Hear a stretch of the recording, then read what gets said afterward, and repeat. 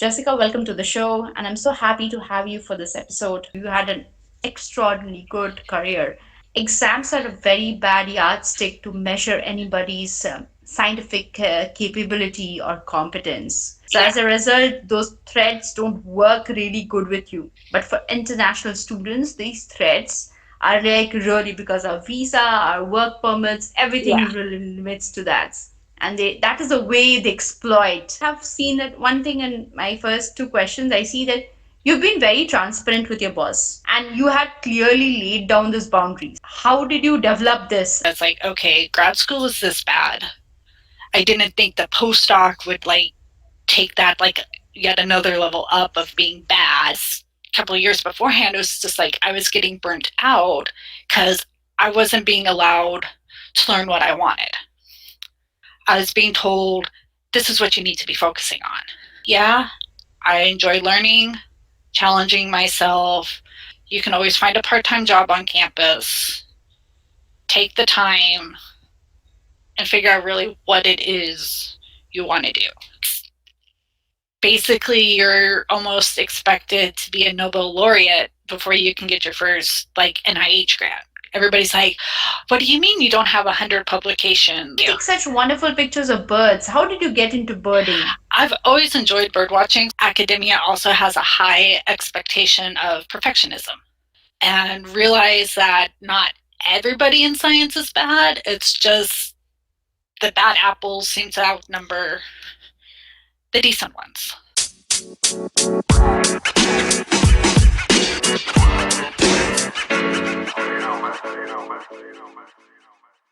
Hello, everybody, to another episode of Pod Chat. And for this episode, I would like to welcome Dr. Jessica Matz. Jessica, welcome to the show, and I'm so happy to have you for this episode. Thank you for inviting me. Jessica did her education. She did her biology master's in Oklahoma University and went up to do her PhD in Oklahoma later and also had a postdoc in various places. But after her postdoc, she was in a double mind and she wanted to leave academia and look for alternative career positions in academia. So so she's presently in this search and job search and looking into multiple career options and unraveling things, making connections, and also having some good time with herself. So, Jessica, I'm so happy to have you over for the episode and for talking to us. And it's my pleasure to have you here. Thanks. Glad to be here. Jessica, I would like to ask you, how was it growing up as a child? Were you like always interested in science? Yeah, I grew up enjoying science. My father's a professor, so I was always around science. Some of my earliest memories were going into lab with him on the weekends and actually enjoying filling the pipette tip boxes. So that's what I would do. Occasionally, I would go in and I would just fill the tip boxes. I found it fun making designs and seeing how quickly I could fill the boxes. And I enjoyed science through school. It was a subject I was good at. And when it came time to decide, college wise, it was sciences with doing a minor in history. I've always enjoyed biology, and then I got into the interest of molecular and cellular biology in college. Ah, for you, the thing is your father, I guess. Yeah, It's slowly, it is through childhood ingrained. yeah. So, and after that, you moved to do PhD in Oklahoma. I would like to ask you, like, why did you want to try to bigger or some other institutes or the Ivy Leagues or some places else? I actually applied to other schools, but it's one thing people don't know is I have severe test anxiety. So I do well on subjects, but when you put a test in front of me, it doesn't necessarily show what I know.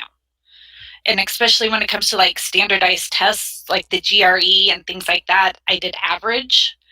And most universities looked at the average GRE scores, the the 3.1 undergrad GPA score, and they're like, you're not good enough. You're not going to make it through this program. So I had like 5 universities basically tell me, take another year of easy courses, build up your GPA, and apply again next year. So instead of doing that, I applied back to my alma mater. I got in. I worked my butt off because I knew that I had to prove myself. So I stayed, did that. Then I did a postdoc out in Boston for 2 years. That ended. I came home, was looking for other postdoc positions, ended up getting one again at my alma mater. That was for about a year. That ended because of money issues, as everything in higher academia does. And since I didn't have numerous papers from both those positions, I went off the faculty track and found a couple of staff positions that between the two, they lasted about 4 years. And then I've taken a reboot break the past 2 years to work through the severe burnout and imposter syndrome that higher higher academia left me with. And now I'm pivoting towards communications because I want to try to help improve how science is communicated between the research world of both like higher academia and industry and the general public. Because I think if the COVID pandemic was done a little bit better in being talked about by everybody, I don't think we would have been in the pandemic for 3 years. I think hopefully we could have been a little bit further out than what we are now. But that's the past 10 years summarized. Jessica, I'm so proud of you. You had an extraordinarily good career. And I would tell this to you and also to my listeners that exams are a very bad yardstick to measure anybody's scientific capability or competence because these most tests like GRE they test on rot knowledge like rot mugging knowledge and Yeah. which has nothing exactly to do in research. I mean, research, being a person who has been in research, I think those vocabulary tests and maths rot exam don't really make you a good or a bad scientist or a good or bad students. So, but I understand that how it affects on the psychology of a student because we are young at the time and those marks makes an impression being an impressionable mind those marks those yardstick laid by the society it has a very bad psychological effect. Yeah. I mean, when I was heading towards grad school, it's like, okay, pick 5 schools outside of Oklahoma because graduate schools are expensive to apply to. Then it was like, okay, take the GRE. And at that point, they were going away from the paper GRE to the computerized test. So that's what really did me in is because with the GRE computerized, if you don't get the first question correct, they give you an easier question and you don't realize you're getting the easier questions, which lowers your score.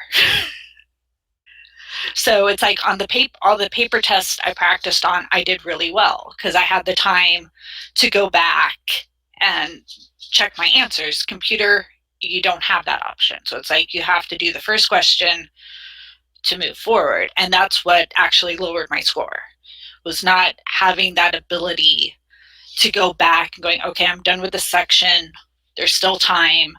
Let me go back and review these questions that I wasn't entirely sure on.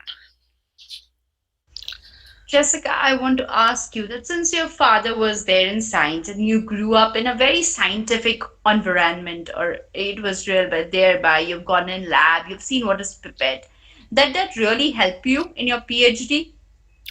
Yeah, I it helped me because I had some understanding of like what I was getting into for grad school.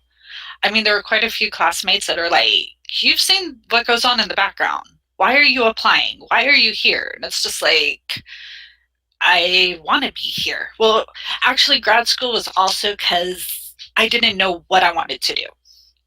So I did that big no-no that people tell you. They're like, grad school, if you know you want like the research or you need the credentials, don't do it if you don't know what you're doing. Well, I did it because I didn't know what I was doing. But yeah, I mean, it kind of helped me understand that things could be tough, that at times that when grants were needing to come down the line, that personalities wouldn't mesh all the time and there'd be yelling occasionally and all this. So it's like I kind of knew going in that it wouldn't be great. But at the same time, my it was just I also had the illusion that more professors were like my dad, kind of laid back a little and not like totally driven to like get up that ladder right away. And I found that sometimes there's people that are laid back, and other times it's just like, okay, you know what? You can yell and scream and threaten, but I'm just still going to do things my way. I mean, with grad school, the lab I did my PhD in and finished, I recall one time that we sat down for a lab meeting and the mentor is like, you know what? This is a stressful little niche we're in. So as I get stressed, I'm going to pass that stress to you guys. And I remember sitting there going, well, you can try, but unlike everybody else, I'm not tied to a visa or work sponsorship. So it's like, if it gets too bad, I'll just leave. It's like, you can give these threats, but it's like, I know I have options. Because I mean, everybody else That's in the lab was international. So it's like, okay, everybody here is basically tied. I'm not. that's It's like, you can threaten, but yeah, I think that is a very big privilege that you have. So yeah, as a result, those threats don't work really good with you. But for international students, these threats are like really because our visa, our work permits, yeah. everything really limits to that.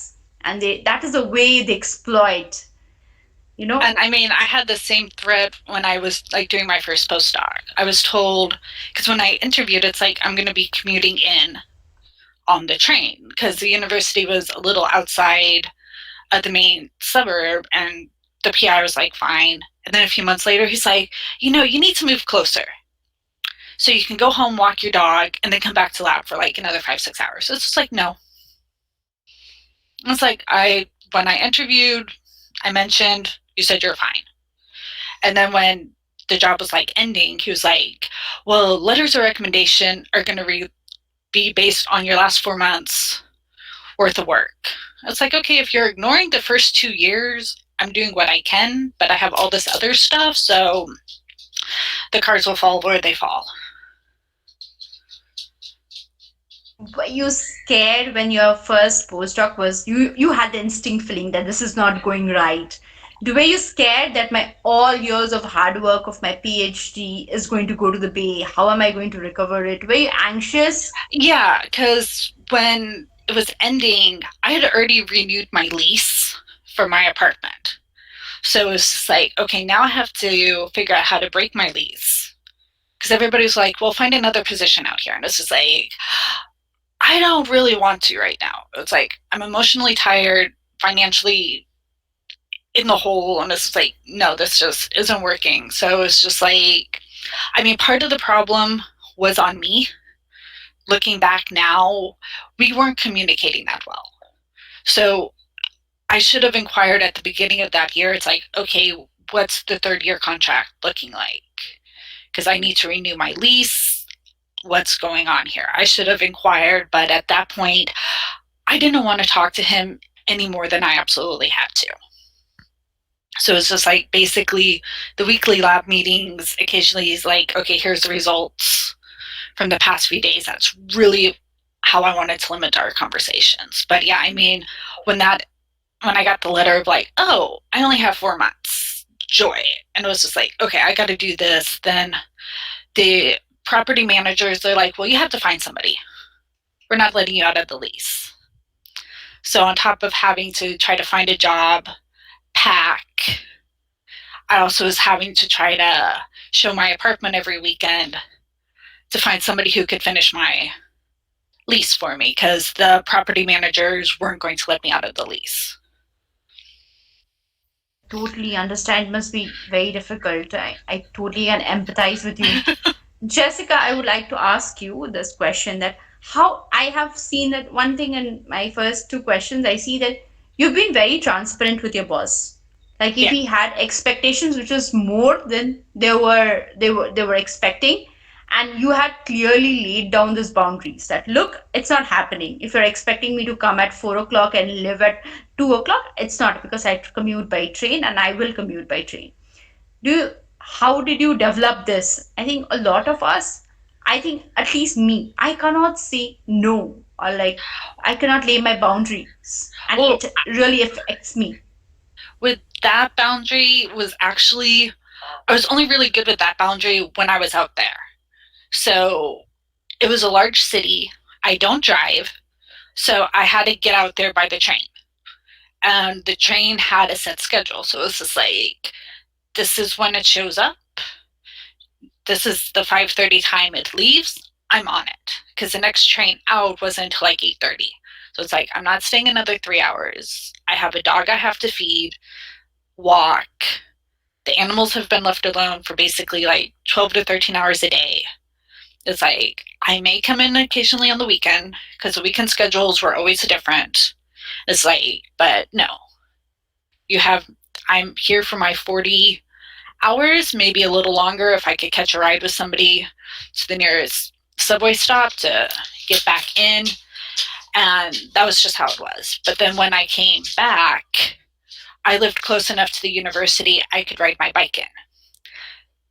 Excuse me. So I kind of, that boundary of this is the time kind of got a little fuzzy because it's like, well, yeah, technically I can get in quicker on the weekend because I've got my bike. So that boundary really only worked when it's like, I don't have any other way in other than the train. So this is the schedule of the train. That's a schedule for me. Everybody's going to just have to deal with it because out there, if I had moved closer, it would have been having to set up another deposit for like electricity and all of that, having to re-register yet again to vote because I'd be moving to a different part of the city, having to hire movers or inquire with people that live closer to the university. Hey, do you mind coming, driving half hour in to help me move? Finding a place that was pet friendly and all of that. It was just like, no. I mentioned when I interviewed, this was how it was. You were fine with it during the interview. And that's what I'm holding you to. And that's actually the one thing that kind of made the relationship go down is because I stuck to my guns. Another postdoc in the lab, she's like, how do you not go home crying every Yeah, evening? She's like, I go home and I cry. I'm like, well, I go home and I vent. It's like, I'll call somebody back home, a friend or somebody, and it's like, I know you're tired of me just calling and complaining, but can I do it ranting. again tonight? And so I kind of had that outlet. I was able to just say, hey, stuff's really not going great again. Do you mind if I talk it out with you so I don't end up breaking down, sobbing in tears? But I'd kind of already been through that through grad school. So I didn't have like a really hard time in grad school, not like being constantly yelled at or things like that, but it still wasn't like totally easy. It wasn't a walk in the park. I know some people are like, you had it easy, and it's just like, well, people would be like, well, your dad's on the faculty. It's like, that didn't get me into the program. I got in under my own merit, Caliber. Merit, yeah. and I'm holding my own. I'm not running to him going, I have this problem. Can you fix it for me? I was just like, I suffered through, I vented, but I had that knowledge that's like, okay, grad school is this bad. I didn't think the postdoc would like take that like yet another level up of being bad, but it did. And it was just like, okay, we just have to make it through. And as I told somebody, the only reason why I was like sticking through after that first year was just like, I need that publication now. I need something to show for the second year. It's like first year was kind of like, okay, here's the growing pains, learning pains. It's like, okay, it's still not great, but I now have to have something to show for it. If I leave before potentially having my name close to onto a paper, I have nothing to show, and that could ding me, like in job Okay. interviews. So I got my name on several papers, but at the same time, it's just like the relationship was so strained with that PI that it's just like, okay, luckily going forward, I can pick and choose who I ask for references from. And that name of that particular individual is like at the bottom of the list of somebody. It's just like, unless I absolutely have to, it's just like that person's no longer in my life of having to deal with. Jessica, what I hear from you is a total burnout by the first postdoc of Boston. Yes. I mean, you were done, and I can hear you and feel the kind of problem you must be gutting down every day. But why then the second postdoc?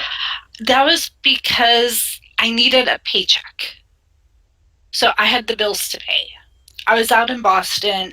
I was up to my eyeballs in debt. I had initially been promised NIH pay scale of a postdoc, which was like at that time starting out should have been like 41,000. I got out there, I was only at 35. So 2/3 of my monthly paycheck was going towards rent and utilities and the Metro Pass. So I was living paycheck to paycheck and backing everything up on my credit cards. So by the time I got home, it was like mountain of debt. I needed to pay it off. I was looking for, and at that time, it was still being stubborn, going, I can show them I can make it. I just have to power through and try to find that good lab fit. Basically, is what I was trying to find. And so it was just like, okay, I got to get these credit cards paid down. There was a lab within the department. They had just enough funding for a 1 year postdoc, and it was like, okay, great. I'll try to help the lab get the grant again. I'll learn some new techniques. I'll learn a new system. Hopefully, things are looking up. But for you, Well, I guess it was like out of the pan, frying pan, into the yeah, another, into the yeah. another pan. It's like Yeah, bouncing from like the fire to various mm, frying pans pans. all Yeah, around it. yeah. So it's just like, okay, I have to do this. So I learned some stuff within that lab, but the grant wasn't funded. I didn't get the fellowship because I applied for an NIH postdoctoral fellowship. It wasn't funded. It really wasn't even looked at because they're like, well, she's back at her university. She's back within the same department. And she didn't ask her first postdoctoral advisor for a letter. And I was just like, well, okay. So that ended. And then I managed to get a 1 month teaching consultant position. So our university has a collaboration with another university down in Mexico to where students can do study abroad at either university, paying what they would pay at their home university. So they were wanting, a bunch of students were wanting to come up for a month to take classes. And they were looking through all the sciences because these were students within their biotechnology program. And they're like, okay, these two classes sound good. Well, the professors that taught those two classes were like, no, we don't want to teach this summer.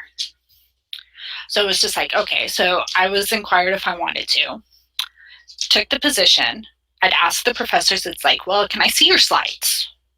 It's like, so I have an idea. They're like, well, you know what? We really don't have slides.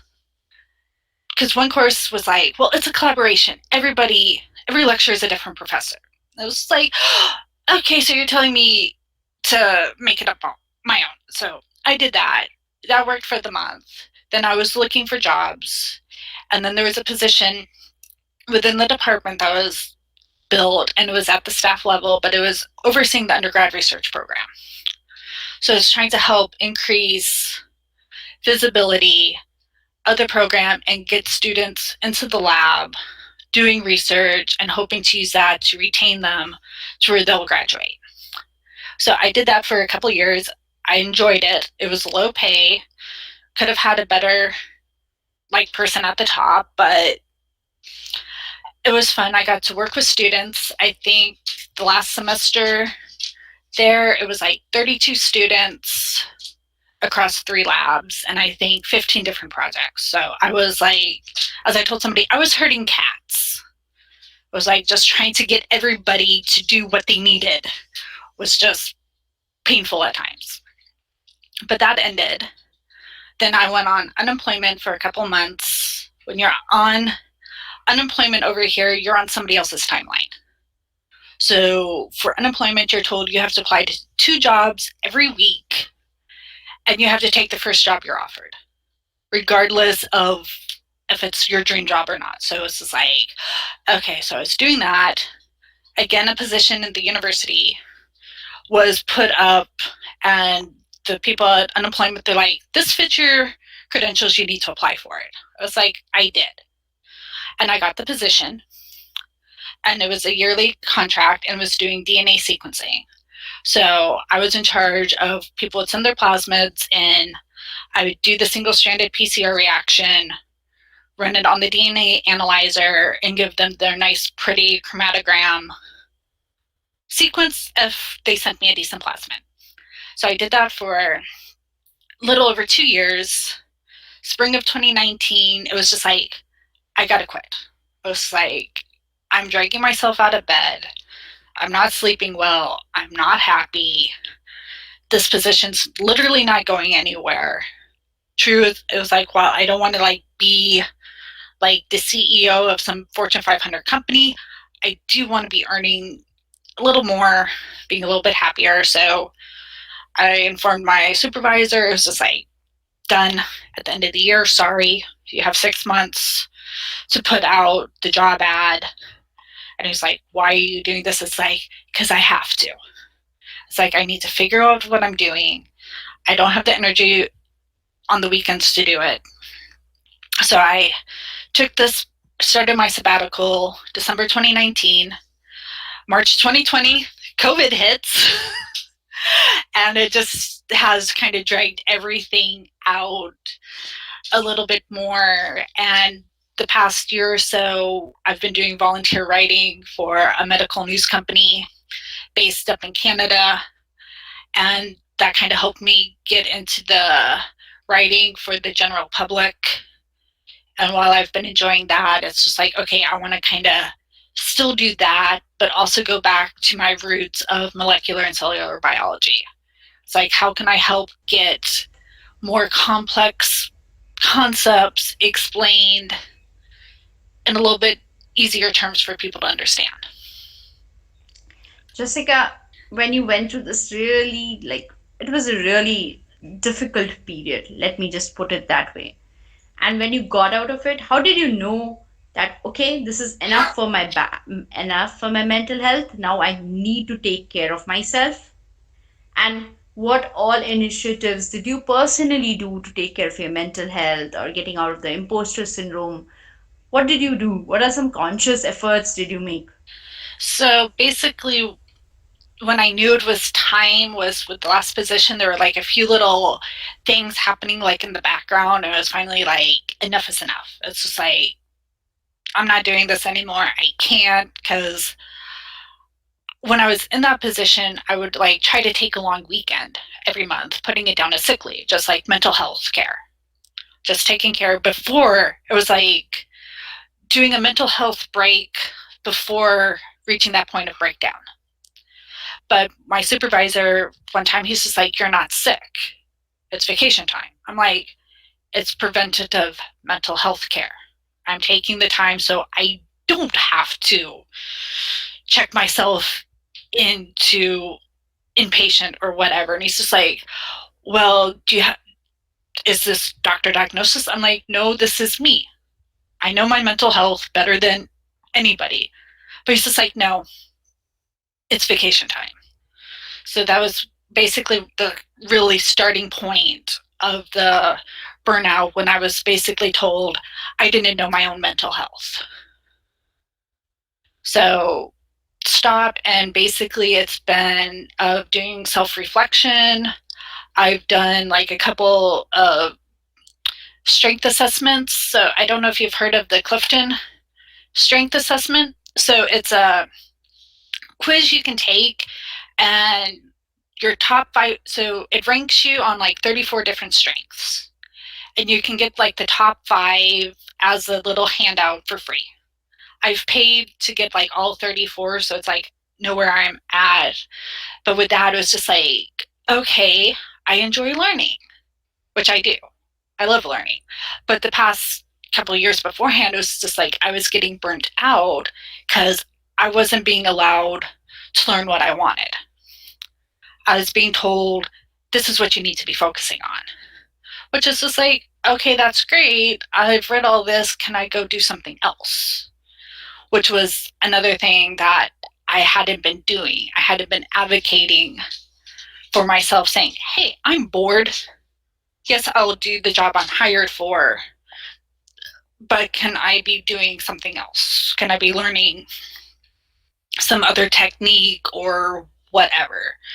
So that was, again, part of my burnout problem, was just not advocating that, hey, I'm a quick learner. I've picked this up. I've got it done. I still have 4 hours left on the day. Is there something else I could be doing? But the past couple of years, it's been doing a lot of reading, doing the strength assessments. So, like with the Clifton strength assessments, my top strengths are learner, intellection, input, achiever, and deliberate. So it's just like, yeah, I enjoy learning, challenging myself, just collecting information and things like that. So doing that, reading various books, and then just like buying numerous e-courses over the years that I'm slowly working through, and then just trying to figure out how can I put all this together into some type of career, or find the career path that'll allow me to do it all. Which is why I've kind of gone to like communications, because can do writing, can create the infographics, the PowerPoints, the posters, all of those things, and those are all things I enjoy doing. And with writing, it's more on like the blog posts or short articles. Don't ask me to write grants, because I'd rather not ever have to look at another grant application as long as I live. Jessica, if I have to think, like maybe now you self-reflect, or you might be putting things into the perspective. So when you think on a self-reflectory note, what do you think went wrong into your postdoc journey, and what, if you would have given a chance, what would you have made changes in that trajectory? So, what went wrong was not advocating for myself. So, while I advocated for myself in terms of I'm not coming in after these hours with like my first one, being able to be strong on those boundaries, I didn't advocate enough that I wanted to be learning other things. So that first postdoc was more or less an extension of my graduate project. I was doing small RNA isolation, small RNA library construction, and working with the bioinformaticists to analyze it, which was more or less what I had been doing in grad school. So as one person said, is I was just another set of hands. So I would have advocated learning something different, or actually I would have taken the time after grad school when I had no debt. I was able to live at home through grad school, so I had a small savings. My credit card debt was fairly low, so I could have actually taken the time then to really do the self-reflection and figure out what I wanted to do. So if I had to go back and change one thing, it would have been taking the time off then And to reflect back. to reflect and really figure out what I wanted, instead of going, okay, I'm done with school. Everybody says it's time to be an adult. I guess I have to go find a job. And I did that, and that just led to the spiral down into the burnout and imposter syndrome. And it's looking back, it'd been like, no, you have money saved, you're not being charged rent, you can always find a part-time job on campus, take the time and figure out really what it is you want to do. Because at that point, and I think it's still a little now, is there is real there is no career advice for PhDs outside of, hey, go get a postdoc. Yeah, that's the most common thing. So there was no way of knowing what other paths were out there. And while I didn't want to do a postdoc, since I didn't know what else was out there, it was just like, well, I guess I have to go do a postdoc and get to part of the country that like has more industries around to see what's available. And when I did that, I just never had the energy after a long work week to try to find a networking event to go to. Jessica, like I would say you that it was difficult. And by the end of the second postdoc, you probably knew in your heart that, okay, academic life is end for me. That means the run for a faculty or the aspiration to become a faculty ends. Was it difficult for you to accept that? A little, only because growing up, I always had like the idea of I could have my own lab, I can like be doing marine biology or something, or being out on a boat or being out in the woods, because I enjoyed always being outside. At one point, it's just like, do this and like maybe have summer research where I'm like out in Yellowstone tracking or looking or something. So it was a little difficult to give up, but at the same time, it was just like funding's getting tighter. You have to be writing more and all this. It was just like, I don't want to be doing that. I don't mind being in the lab if I enjoy things, but yeah, it was like not anymore. Because I personally feel it would be more difficult for you because you've seen your own father in your house. Yeah.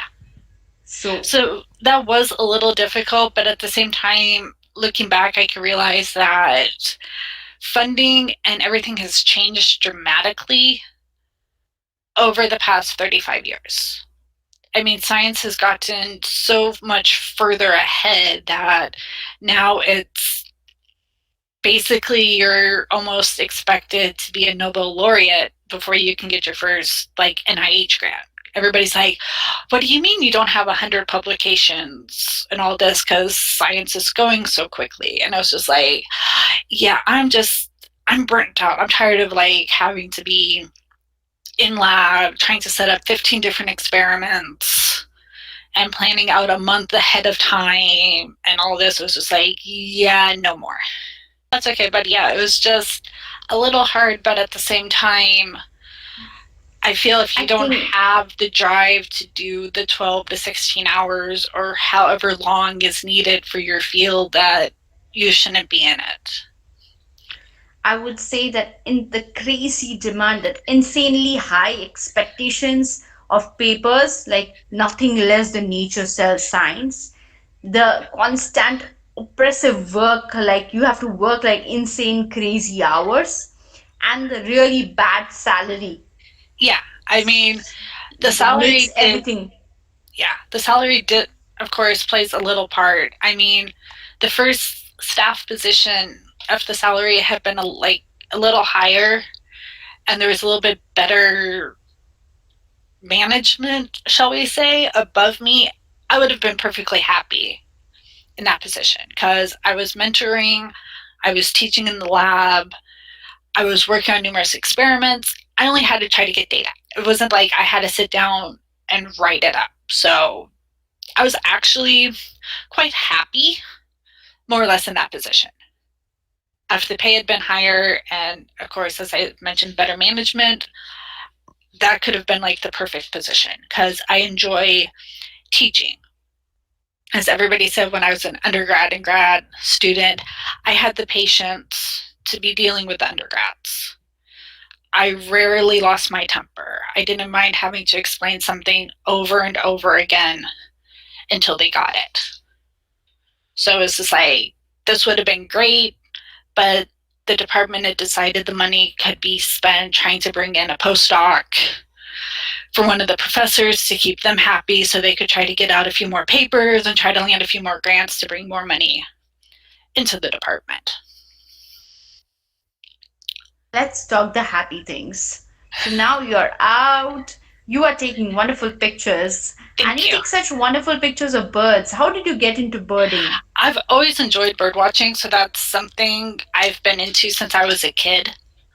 I just enjoyed going out. We would join the Audubon every so often in the spring for their bird count at one of the city parks. And then once got my hand on a camera and I was patient enough to stand around and wait, I started doing bird photography. So now, weather permitting, temperature permitting, we only live about 2 blocks from a lake. So I try to get up there on the weekends and look for the great blue herons, the ducks, and whatever songbirds I can find. So that is a kind of a hobby that you have developed in childhood. Yeah. Okay. So I enjoy taking the pictures, and I actually have a blog website that I'm updating to incorporate science writing soon, but that's one of the places I've been like putting my bird pictures. So I take information from like various bird sites, like descriptions and things like that, and I make my own little bird page where it's like paraphrasing the general information, taking migratory maps that other websites have put together, and then just like all the individual bird pictures are pictures I've taken myself of various birds. So let's talk about Jessica's bingo list. Jessica, you Ah, have a beautiful bingo list. So bingo list is like the game, old game we used to play where we have blocks and yeah. columns. And Jessica has the bingo list. And her bingo list consists of taking e-courses, reading fiction, reading non-fiction. I mean, yeah, she has a lot of the e-courses. How did this whole bingo list come into your mind? So the bingo card came into mind when I was trying to figure out a way to meet my goals. So, like every year, there's always, oh, do the resolution list. And I would try that. And then it'd be like, okay, this isn't working great. So then it was just like, how about I make a game out of it? So I actually created a little board game that has a whole bunch of like different things on it, like various science topics, history topics, things like that. So it's like I play with that. Then it's like, how about I put some of these like on a bingo card? It was just like yearly goal instead of making a list. It's like, how about we just make a bingo card and each month kind of keep track of what I'm doing. And then at the end of the year, it can be like, okay, did I meet this bingo goal or whatever? And I bought a stamp that's a check mark. And it's like, this way I can go in and I can stamp that I accomplished it. And then this year I decided that, okay, it's halfway through the year. I may not totally meet the goals from the bingo card I set up at the beginning of the year. It's like, so how about we just make one for the last 6 months, take some of those, make it into the July through September, and then again a few of those, and let's just see if I can do a monthly bingo card. So it's just a way of trying to keep myself accountable for personal development, professional development, mental health, physical health, things like that, but at the same time making it fun because I found that as nice as it is going in, going, yay, I have met this goal, let's mark it out. I find much more happiness in going, where's a stamp? And just stamping down, going, okay, this is done. I'll tell you this with as a similarity. I get a some kind of dopamine hit when I if I write in a diary and I cross it off. When I cross it off something like I'm done this, I feel like more motivation to do the next thing. Because Yeah. I think my mentality runs on a achievement, like my self-esteem being from a very like a hyper competitive family. I grew up in this where achievement is everything. our Yeah. self-esteem depended on my achievements. So I think my achievements make up a lot of things. But when I went to my therapist, they told me that that's a very bad thing. Your self-esteem does not should not match only on your achievements. There are multiple other charters that you should put your self-esteem into. But yeah, I would totally agree to you that blocking one right gives you a lot of hit. You feel more motivated to do it the next thing. Yeah. So, I mean, that's where it's basically come from, is a way of trying to keep myself motivated and accountable. So it's just like, okay, did I do this month? And okay, if I haven't, is it something I'm going to be doing? Or is it just a goal that is just like, have I put this down because of some other reason? Because society is saying that I need to be working out 7 days a week or whatever. It's like, is this something I actually want to be doing? Or is it something I think I should be doing because of outside pressure? And I've realized over the years with one of the books I read a couple of years ago, The Four Tendencies by Gretchen Rubin, which kind of breaks everybody into one of four groups. I found out that I'm a questioner. So I can get things done if one, if it's explained why it has to be done, and if I agree to it, if I agree with the reason, and if it meets my values and strengths. So that's was another reason, like, I had problems postdocing, and in the jobs it was just like everybody's like, you have to do this. It was like, why? They're like, because. And it's like, okay, why? That doesn't make sense. Can you? And they're like, oh, just do it. It's like, okay, fine, I'll do it, but I'm not happy. I don't want to be doing it. And also, it's just with stepping back, I've realized that academia also has a high expectation of perfectionism. Everything has to be perfect. With my last position with sequencing, if stuff wasn't perfect, I had to sit down with my boss going, okay, this was their results, and we had to come up with a reason that the other lab would accept, because people didn't like it being pointed out that their students weren't doing things perfectly. And it was just like, perfect doesn't exist. It shouldn't exist. There should always be room for improvement. And people don't like hearing that in academia.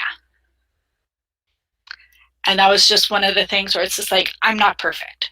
I make mistakes and everything. And it got to the point where it's just like, okay, I'm going to step back. And if this is a mistake, taking 2 years off, it's a mistake I'll gladly own.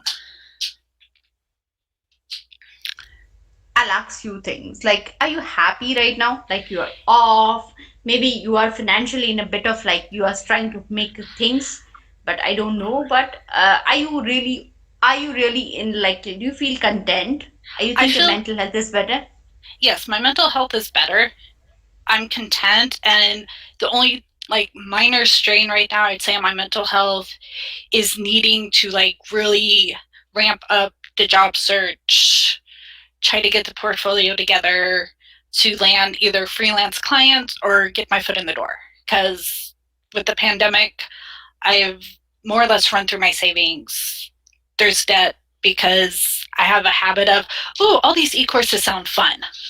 All these books sound interesting. So I, I've put myself slightly back into debt, and I need to get that debt paid down again. So that's about the only thing potentially messing with my mental health, is I need the money again. So the stress of getting money is sometimes can be painful. Yeah. I mean, I realize that if I need to, I can find a part-time job within town somewhere. I can possibly try to find like a technician position or whatever on campus, just to get a little bit of money in if I have to. So it's just like, it's not a huge worry, but at the same time, it's just like, that's not what I really want to be doing. So it's just like, can I get what I want to be doing up and going? So the part time thing over here hopefully doesn't have to come to fruition. Jessica, let's talk about LinkedIn connection. Do you think LinkedIn connections and networking is it really helps? And do you think people should do that, or do you would you encourage yourself, had you been 5 years or 10 years ago, to actively engage in LinkedIn networking or talking to new people? It does help. And I mean, the social Saturday thing has really helped. I mean, that's made, at least for me, a lot more enjoyable being on LinkedIn.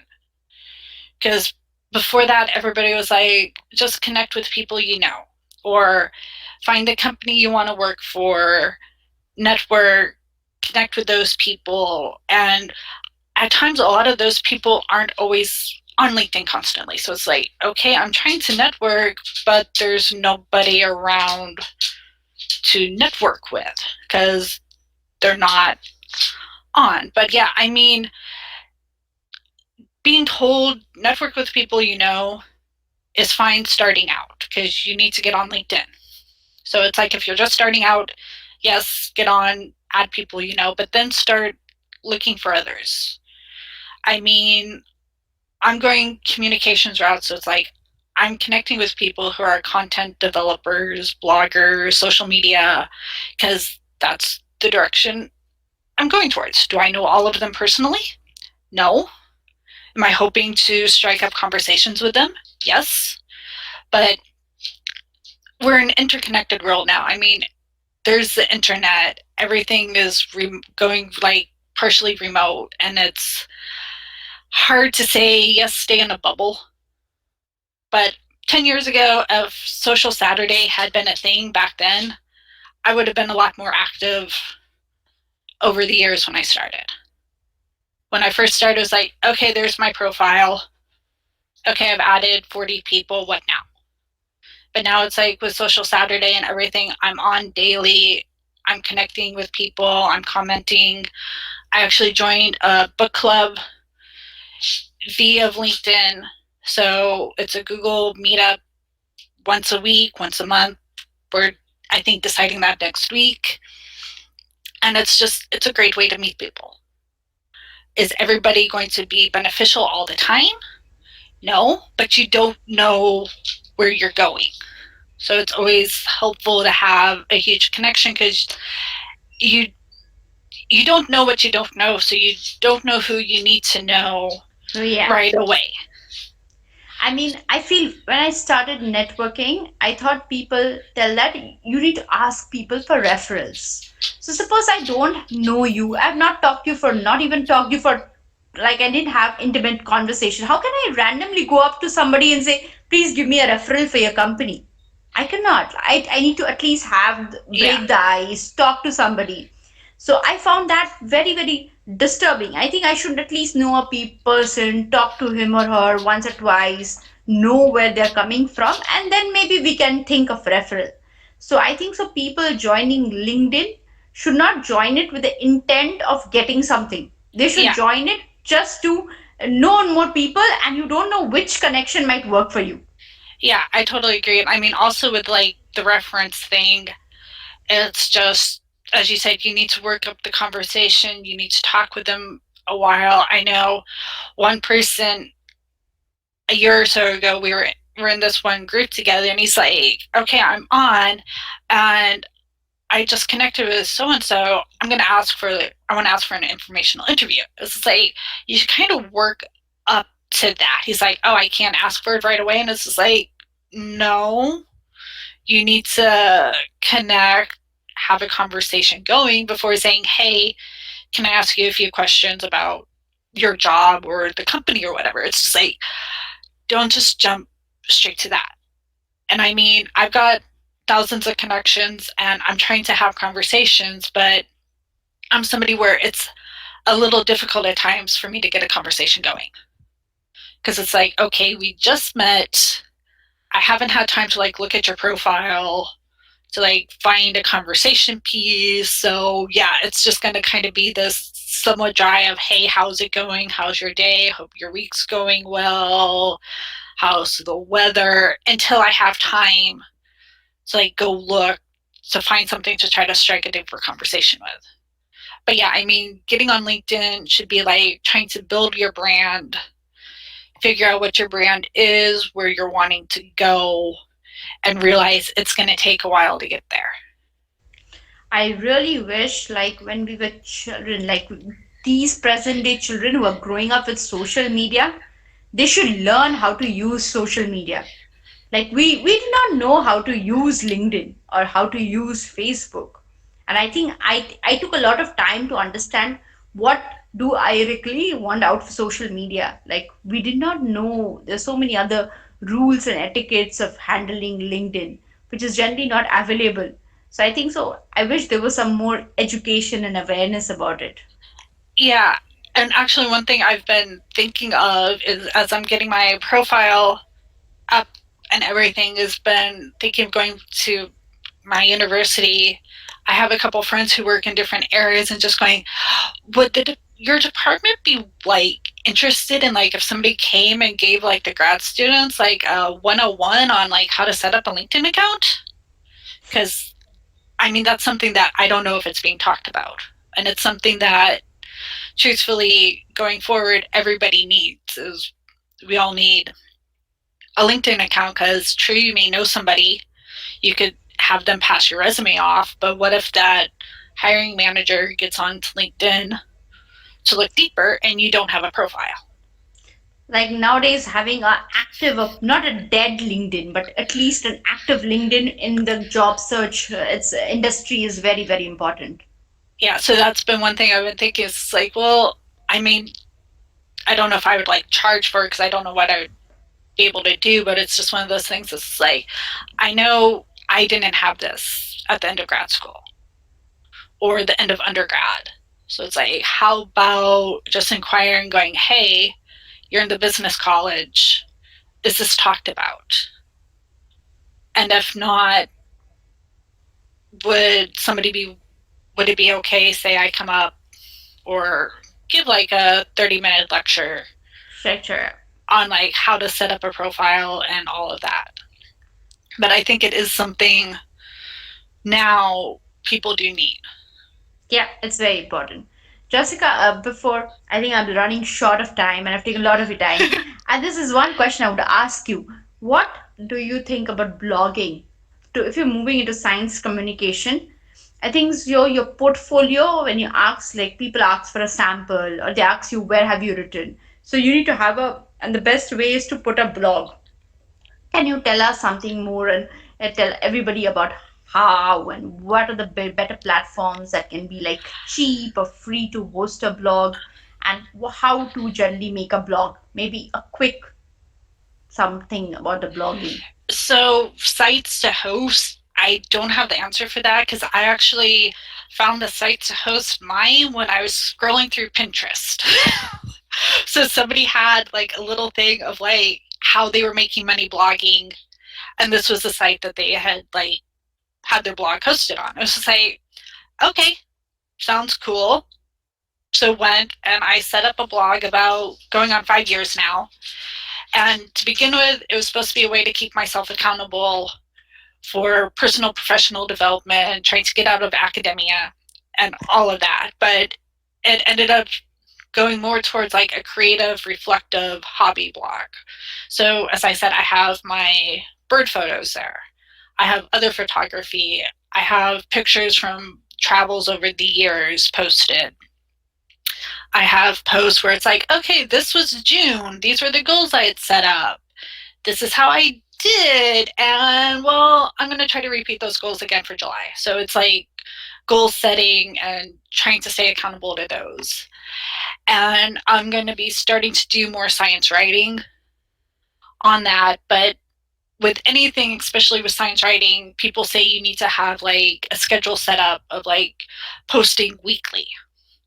Currently, I'm working on a couple pieces, but I don't have enough already written to be able to start posting them weekly and staying on top of that weekly posting schedule.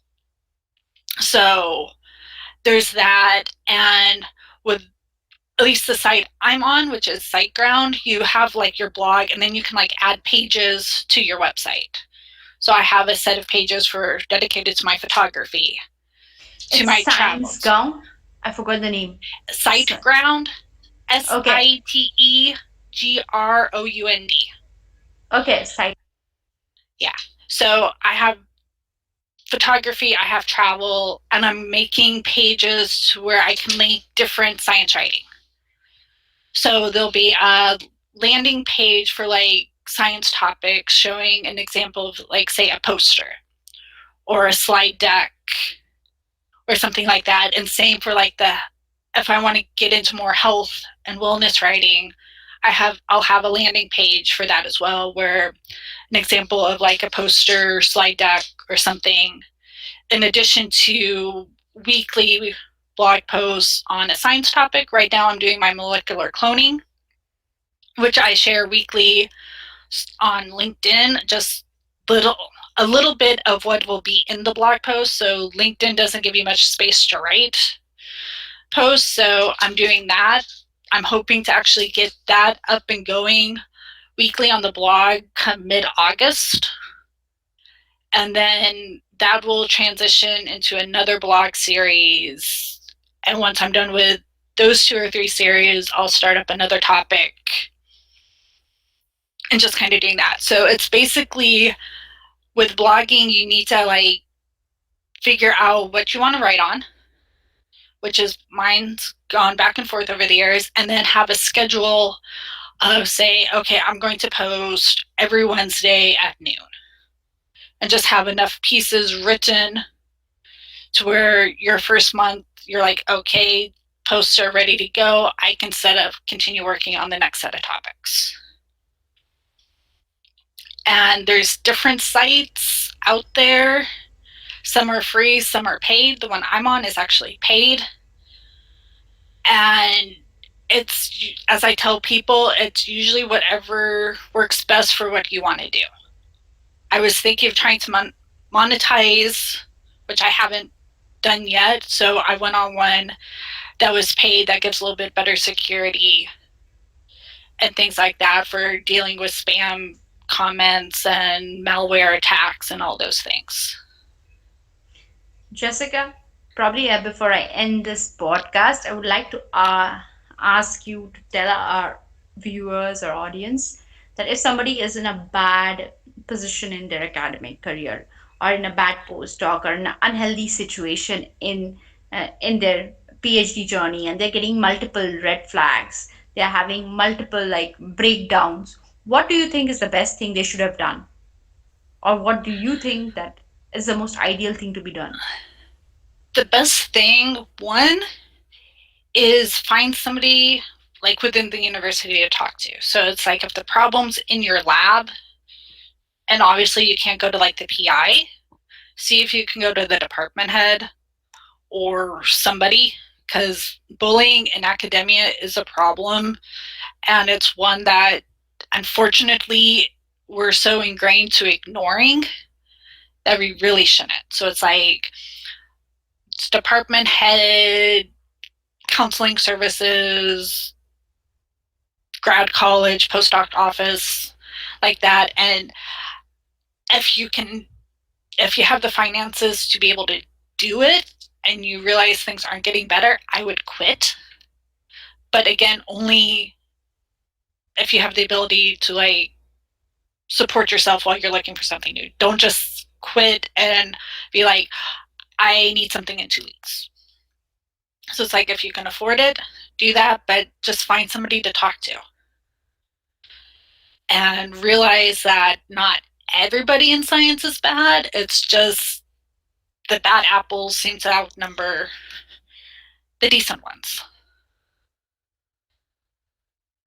Thank you, Jessica. It was really nice talking to you. It was such an honest conversations, and you told us what is bare truth, and you did not shy away from telling any of things, which was really really forthcoming and extremely appreciative of you. I'm really glad that we had this really bold conversations where you did not shy away from showing your bruises, and you telling us that okay, it did not work with me, and I can only tell you that you have better things lying ahead for you. I'm so, so proud of all the beautiful things that you have, and best of wishes. And thank you once again for being a part of the show. You're This is welcome. all. And This is Okay. also for all the listeners, that if your postdoc doesn't work, if your PhD doesn't work, that's not the end of your academic career. There are multiple other options, and I would really advise you to move out and look into those options, be it industry, be it communication, their policy. I understand it will take some time, and it's really painful to process the thing that this journey is over, because we are trained to think like a Pavlov's dog, that there's only one line, like being a PhD, having nature paper and postdocs, and then becoming a faculty. So I understand that pain, but well, nothing is worth than your mental health and your own health wellness. So thank you so much for being such an amazing guest. Thank you for having me. Welcome. My pleasure. My absolute pleasure. Thank you. You're welcome. Okay.